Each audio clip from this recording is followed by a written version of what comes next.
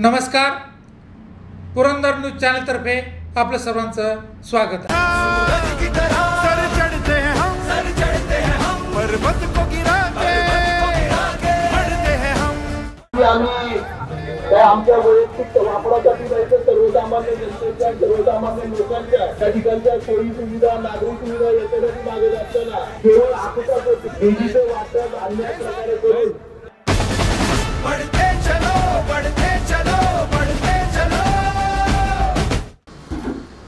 नमस्कार, पुरंदर न्यूज चॅनलमध्ये आपलं सर्वांचं स्वागत आहे।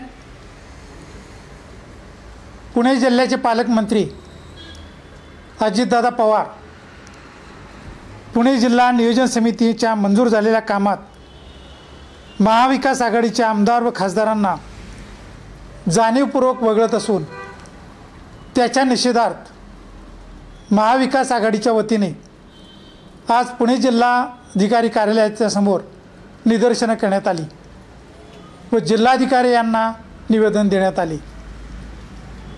खासदार सुप्रियाताई सुळे, पुणे जिल्हा काँग्रेस कमिटीचे अध्यक्ष व आमदार संजयजी जगताप,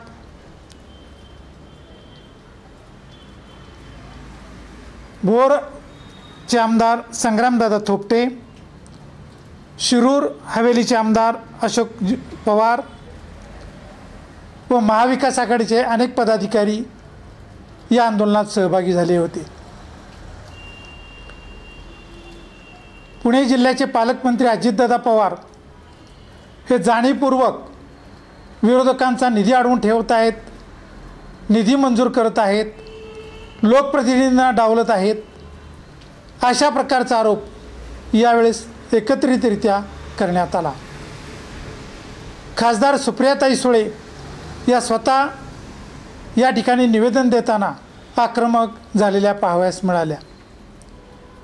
काँग्रेस पक्षाचे दोन आमदार संजयजी जगताप व आमदार संग्रामजी थोपटे, राष्ट्रवादी काँग्रेस पक्षाचे आमदार अशोकजी पवार व खासदार सुप्रियाताई सुळे यांच्या नेतृत्वाखाली हे आंदोलन करण्यात आले।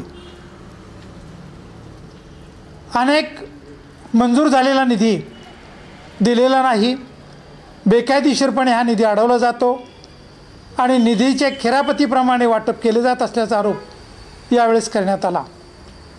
काल आमदार संजयजी जगताप यांनी याच प्रश्नावर महाराष्ट्र राज्याचे राज्यपाल यांची पुण्यात भेट घेऊन या गंभीर तक्रारीकडे लक्ष द्यावे व लोकप्रतिनिधींना न्याय द्यावा अशा प्रकारची लेखी मागणी केल्यामुळे पुणे जिल्ह्याच्या राजकारणात मोठी खळबळ उडाली आहे।